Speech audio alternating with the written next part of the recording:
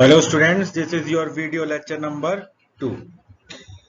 तो video lecture 1 में हमने बात करी थी कि what is data communication, what are the components of data communication और ब्रीफ में how the communication is done. आज हम बात करेंगे what is a computer network. तो एक जनरल कंप्यूटर नेटवर्क का मतलब क्या है कि हमारे पास एक से ज़्यादा डिवाइसेस हैं। वो कंप्यूटर सिस्टम हो सकते हैं, लैपटॉप हो सकता है, राउटर हो सकता है, स्विचेस हो सकते हैं, प्रिंटर्स हो सकते हैं, कोई भी कंप्यूटर बेस्ड डिवाइसेस हैं जिनको आपस में हम कनेक्ट कर रहे हैं सो that they can exchange information with each other. एक सिंपल सा एग्जांपल लेके चलता हूं। से आपके ऑफिस में 5 क्लर्क्स हैं, पांचों को आपने सिस्टम दे रखा है काम करने के लिए। तो अब पांचों को हो सकता है time to time print out की जरूरत पड़े। अब या तो आप पांचों को अलग अलग प्रिंटर खरीद के दो, या फिर क्या होगा, एक जगह प्रिंटर रखा है, आपका क्लर्क एक जगह फाइल बनाएगा, फाइल बना के पेन ड्राइव या किसी में कॉपी करेगा, दूसरे मशीन पे ले जाएगा और फिर वहां प्रिंट आउट निकालेगा। तीसरा तरीका क्या हो सकता है कि प्रिंटर तो हमारे पास एक ही है, लेकिन मैंने उसको कनेक्ट कर दिया विद डिफरेंट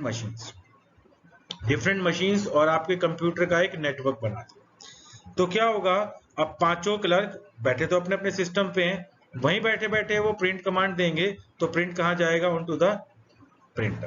प्रिंटर आपके पास एक ही है। रिमेंबर कि पहले आपको 5 क्लर्क थे तो 5 प्रिंटर खरीदने पड़ते, अब एक ही खरीदना पड़ा। तो आप सोचो कितनी हार्डवेयर कॉस्ट आपकी बच गई। तो नेटवर्क का जो सिंपल डेफिनेशन है, that is it is a set of devices connected by media links. इसमें दो term I, one is device, device मतलब डिफरेंट कंप्यूटर बेस्ड कंपोनेंट जिनको आप कनेक्ट कर रहे हो। Link is the communication media जिसके थ्रू आप कनेक्ट कर रहे हो। नेटवर्क की कुछ बुक्स में आपको एक डेफिनेशन और मिलेगी। It is an interconnected set collection of autonomous computer. Repeat कर रहा हूं, it is an interconnected collection of autonomous computer. इसमें वर्ड क्या है, इंटरकनेक्टेड, कलेक्शन और ऑटोनोमस।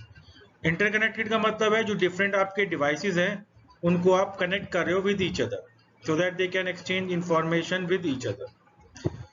कलेक्शन का मतलब है कि devices are more than one, और ऑटोनोमस का मतलब है कि हर डिवाइस इंडिपेंडेंटली काम कर सकता है, लेकिन नेटवर्क की जरूरत कब पड़ेगी, जब उसने कम्युनिकेट करना होगा विद अदर मशीन।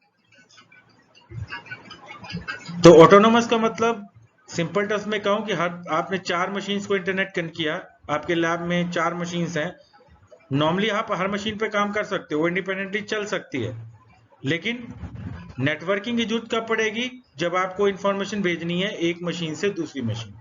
अगर आपका आर्किटेक्चर ऐसा है कि एक मशीन तभी चलेगी, चलने के लिए दूसरे के ऊपर डिपेंडेंट है, कि वो ऑन होगी तभी दूसरी मशीन चलेगी, तो वो क्लाइंट सर्वर आर्किटेक्चर होता है, उसको हम नेटवर्किंग नहीं बोलते। सिंपल सा एग्जांपल लूं तो आप नॉर्मली रेलवे स्टेशन पर जाते हो तो एक टिकट के लिए अनरिजर्व टिकटिंग काउंटर होता है। आप उसके पास कभी ध्यान से देखोगे, उसके पास एक ब्लैक एंड व्हाइट मॉनिटर होता है, कीबोर्ड माउस होता है, लेकिन कोई सीपीयू नहीं होता। वो जो टर्मिनल उसके पास रखा है उसको हम बोलते हैं डम टर्मिनल।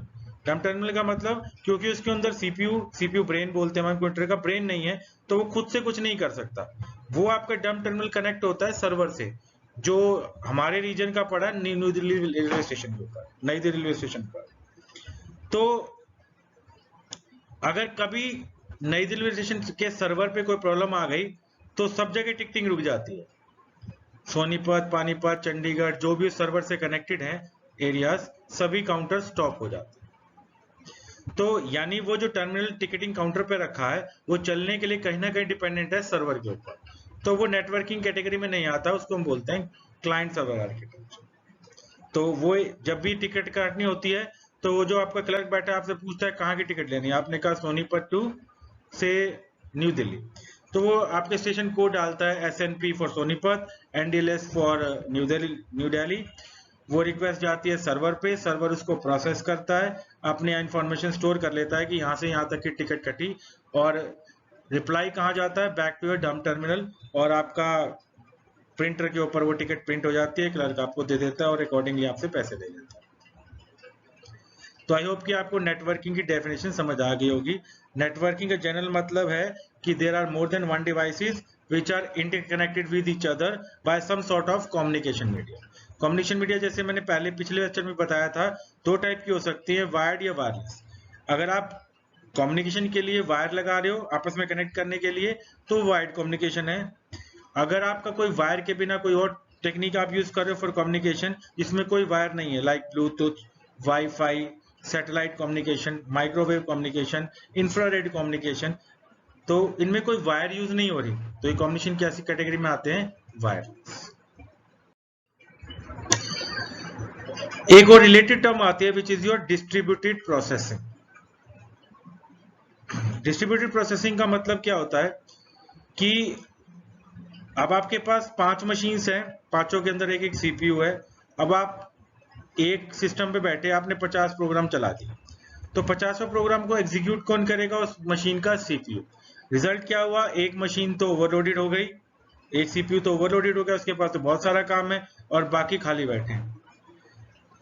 तो ऐसे मान लो आपकी जैसे घर में मम्मी है, तो मम्मी आपका खाना भी बनाती है, घर की सफाई भी करती है, बच्चों को भी पढ़ाती है, तो बहुत सारे काम करते हैं। मेंबर और भी है घर में, वो खाली बैठे हैं, ठीक है। तो अच्छा हो गया अगर वो मेंबर्स भी काम पे लग जाएं, तो आपकी ओवरऑल जो घर का काम है वो जल्दी होगा। तो सेम यहाँ पे है कि अगर आपका सीपीयू ओवरलोड हो जाता है तो अपना लोड शेयर कर सकता है with other CPUs on your network. तो वो सीपीयूज जो कि खाली बैठे थे वो प्रोसेसिंग करेंगे, रिजल्ट वापस देंगे back to first CPU, resulting कि आपका ओवरऑल काम जल्दी हो जाएगा, ठीक है। अगर आपका सीपीयू पे सपोज एक ही प्रोग्राम चल रहा है, वो बहुत बड़ा है, तो आप एक प्रोग्राम को भी पार्ट्स में डिवाइड करके उसको अलग अलग सीपीयू पे एग्जीक्यूट करवा सकते हैं।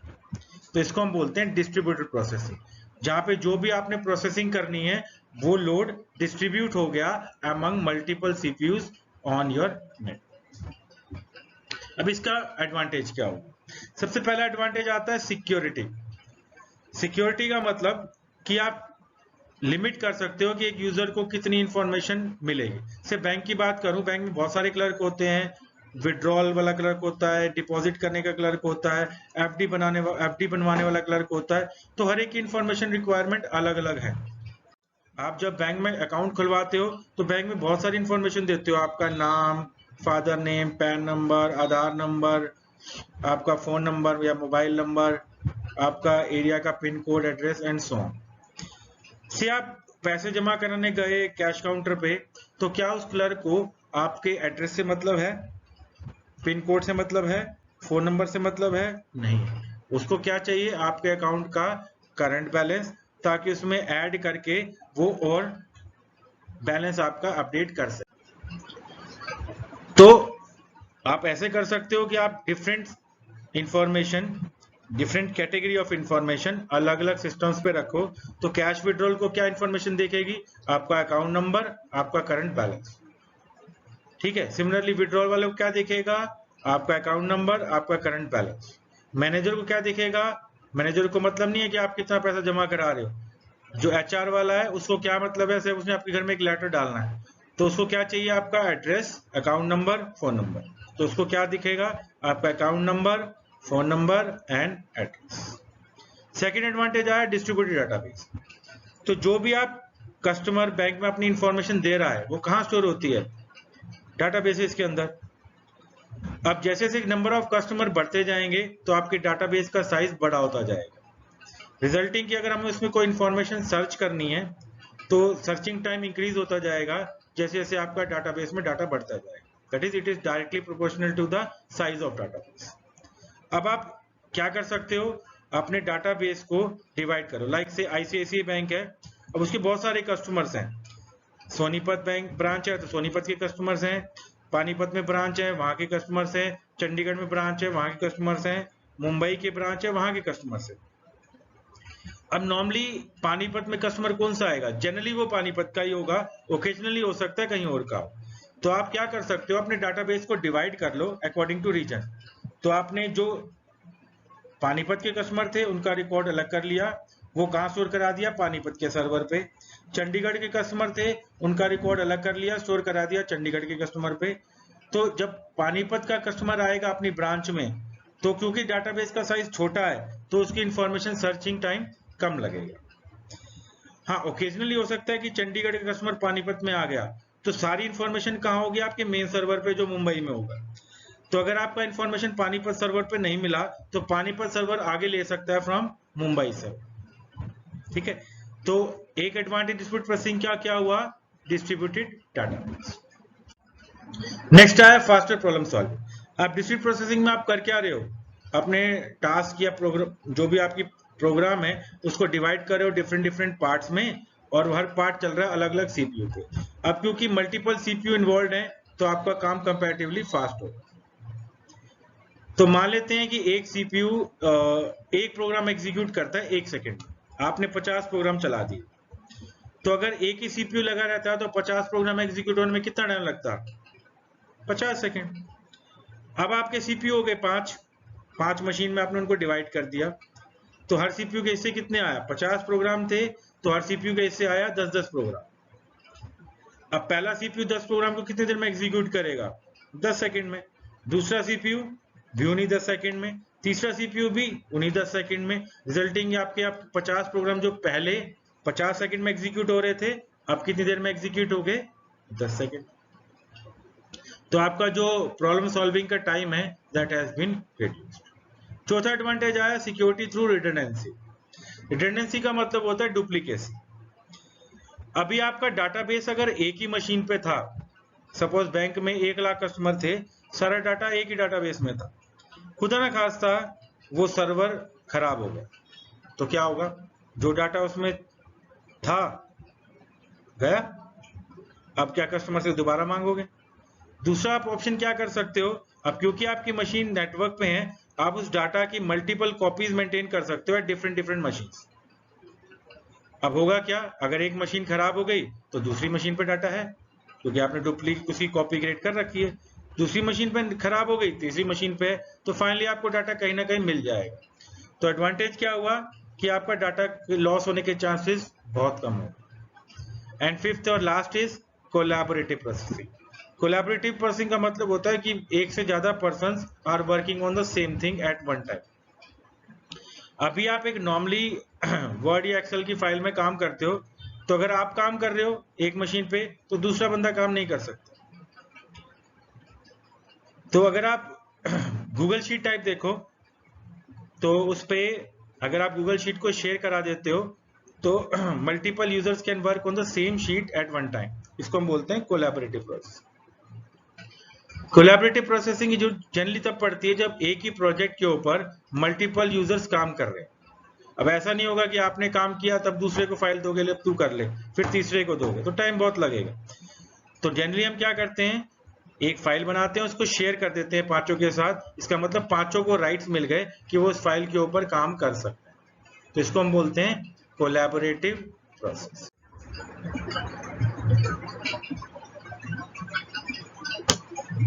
नेक्स्ट बात करते हैं डाटा कम्युनिकेशन नेटवर्क क्राइटेरिया, कि अगर आपके पास 2 नेटवर्क्स हैं तो कैसे कहोगे ये नेटवर्क अच्छा है या ये अच्छा है? तो कोई ना कोई क्राइटेरिया होना चाहिए मेजरमेंट का। लाइक हम स्टूडेंट कहते हैं ये अच्छा है, ये अच्छा कम है। क्यों कहते हैं? कि एक के मार्क्स सपोज आते हैं 80%, दूसरे के आते हैं 40%, तो यहाँ पे हमने क्राइटेरिया क्या चूज किया डिसाइड करने का? मार्क्स। तो सिमिलरली 2 नेटवर्क को आप कंपेयर करा रहे हो तो कोई ना कोई नेटवर्क को कंपेयर करने का क्राइटेरिया होना चाहिए। तो जनरली 3 होते हैं, performance, reliability and security. Performance होती है कि आपने अपने सिस्टम पे कोई रिक्वेस्ट भेजी, आपने से जीमेल सर्वर पे रिक्वेस्ट भेजी कि मुझे अपना इनबॉक्स चेक कर, तो रिक्वेस्ट कहाँ गई? पहले जीमेल सर्वर पर। रिक्वेस्ट जाने में कोई टाइम लगा क्योंकि जीमेल का सर्वर तो कहीं और है। जीमेल सर्वर ने इस पर प्रोसेसिंग करी, आपकी मेल्स एक्सट्रैक्ट की डाटाबेस में और आपको भेजी। तो ये जो आने जाने में टाइम लगा, ये तो बोलते हैं हम ट्रांजिट टाइम। आने जाने में टाइम लगा, इसको बोलते हैं ट्रांजिट टाइम। और जो प्रोसेसिंग में टाइम लगा वो हुआ प्रोसेसिंग टाइम। दोनों को मिला के क्या हुआ? Response time. तो आपने जब रिक्वेस्ट दी और जब आपको आंसर मिला, उसके बीच का जो टाइम है उसको हम बोलते हैं आपका परफॉर्मेंस। उसके बेस पे मेजर करते हैं नेटवर्क की परफॉर्मेंस। ठीक है। अब आप जीमेल ही एक्सेस करते हो, कभी तो आपके मेल जल्दी खुल जाते हैं, कभी नहीं खुलती। तो परफॉर्मेंस भी अलग अलग फैक्टर पे डिपेंड करती है। एक तो नंबर ऑफ यूजर्स, जैसे सर्वर पे नंबर ऑफ यूजर्स बढ़ते जाएंगे, जीमेल का अकाउंट आपका अकेले का नहीं है, लाखों यूजर्स के पास जीमेल अकाउंट है, मेरे पास भी है। तो अगर जितने ज्यादा यूजर एक जीमेल सर्वर पे एक टाइम में काम कर रहे होंगे तो ऑब्वियसली आपकी परफॉर्मेंस अकॉर्डिंगली डिक्रीज हो जाएगी। दूसरा डिपेंड करता है कि आप कम्युनिकेशन मीडिया क्या यूज कर रहे हो। आप मोबाइल पे मेल खोलते हो, स्लो खुलती है क्योंकि मोबाइल डाटा यूज हो रहा है। वाईफाई से खोलते हो, जल्दी खुलती है क्योंकि उसकी स्पीड ज्यादा है। तो डिपेंड करता है कि आप ट्रांसमिशन मीडिया कौन सा यूज कर रहे हो। फाइबर ऑप्टिक केबल यूज कर रहे हो, उसकी स्पीड ज्यादा होती है, वाईफाई की स्पीड कंपैरेटिवली उससे कम होती है। ठीक है, मोबाइल डाटा यूज करते हो उसकी स्पीड और कम होती है। वायर्ड कम्युनिकेशन यूज करते हो उसकी स्पीड ज्यादा होती है comparatively as compare to wireless. तीसरा डिपेंड करता है कि आप हार्डवेयर सॉफ्टवेयर क्या यूज कर रहे हो। आप दो मोबाइल पे मेल खोलो, दोनों पे टाइम अलग अलग लगेगा। एक मोबाइल आपने ले रखा है 10,000 वाला, एक ले रखा है 50,000 वाला। 50,000 वाले की सीपीयू स्पीड ज्यादा है तो ऑब्वियसली वो प्रोसेसिंग जल्दी करेगा तो आपको रिस्पॉन्स जल्दी मिलेगा। सॉफ्टवेयर की बात करो, आप इंटरनेट एक्सप्लोरर में मेल खोलते हो, थोड़ी सी स्लो खुलती है, क्रोम में खोलते हो थोड़ी सी फास्ट खुलती है। तो यानी आपकी परफॉर्मेंस कई फैक्टर पे डिपेंड करती है including your hardware and software. Second network को मेजर करने का क्राइटेरिया है दैट इज सिक्योरिटी, कि आपका डाटा कितना सिक्योर है। तो जनरली हम सिक्योरिटी अचीव करते हैं using user name, by assigning user name and password to each user. तो जब भी आप नेटवर्क पे डाटा भेज रहे हो या ले रहे हो तो पहले वो चेक करेगा कि whether you are valid user और नॉट। आप फेसबुक पे खोलते हो तो पहले आपसे यूजर नेम पासवर्ड पूछता है। अगर यूजर नेम पासवर्ड ठीक है तो you are allowed access to Facebook account, otherwise your request is denied. ठीक है, तो एक मेजर करने का तरीका, नेटवर्क का परफॉर्मेंस मेजर करने का तरीका है कि आपका नेटवर्क आपको किस टाइप की सिक्योरिटी फीचर प्रोवाइड कर रहा है। तीसरा होता है रिलायबिलिटी, कि आप रिलायबिलिटी का जनरल मतलब क्या होता है कि आप कितना भरोसा कर सकते हो। तो सिमिलरली आपके पास दो टाइप ऑफ नेटवर्क हैं, तो एक रिलायबिलिटी फैक्टर क्या आएगा, फ्रीक्वेंसी ऑफ फेलियर, कि आपका नेटवर्क फेल कितनी बजे। आप मोबाइल पर इंटरनेट चलाते हो, हमेशा नहीं चलता, कई बार नहीं भी चलता। तो अगर आपका 100 बार में से 2 बार नहीं चला, आपने 100 बार इंटरनेट चलाया, 2 बार नहीं चला, तो उसका फेलियर रेट कितना हुआ, 2 आउट ऑफ 100। दूसरा नेटवर्क हो सकता है उसका फेलियर रेट 5 आउट ऑफ 100 हो। तो बेटर आप किसको मानोगे, जिसकी फ्रीक्वेंसी ऑफ फेलियर कम हो। Second is recovery time. Recovery time मतलब ठीक है आपका फेलियर हो गया तो उसको रिकवर होने में कितना टाइम लगता है। कि अगर आपका एयरटेल नेटवर्क चला गया, प्रॉब्लम्स होंगी, टेक्नोलॉजी है, प्रॉब्लम्स भी होंगी, नेटवर्क है, प्रॉब्लम हो सकती है, तो उसको रिकवर होने में कितना टाइम लगता है। अब से आपने एयरटेल का नेटवर्क था, ठीक है इंटरनेट नहीं चल रहा, लेकिन आप देखते हो 5 मिनट में चल गया, यानी नेटवर्क की सेल्फ हीलिंग, वो खुद अपने आप को ठीक कर रहा है। दूसरा नेटवर्क ऐसे जियो का, आपने देखा उसका तो 1 दिन तक नहीं चला। तो आप कौन सा नेटवर्क प्रेफर करोगे, जिसका recovery time come. Similarly third is कि अब कभी अनफोर्सीन सर्कमस्टांसेस आ सकते हैं, अर्थक्वेक आ गया, चोरी हो गई। अब ऐसा भी नहीं होना चाहिए कि आपका से कंप्यूटर सिस्टम चोरी हो गया तो आप कहो डाटा तो मेरा गया, अब मैं क्या करूं।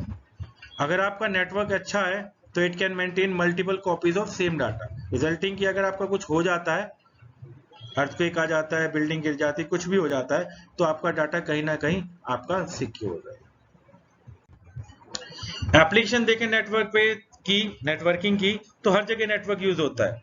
मार्केटिंग का पर्पस क्या होता है, आपके प्रोडक्ट की नॉलेज एंड यूजर्स तक पहुंचाना। सेल्स का पर्पस क्या होता है, आपके प्रोडक्ट को बेचना कस्टमर।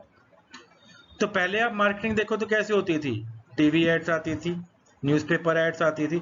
आजकल आप देखो तो फोकस कहाँ हो गया, डिजिटल मार्केटिंग पे।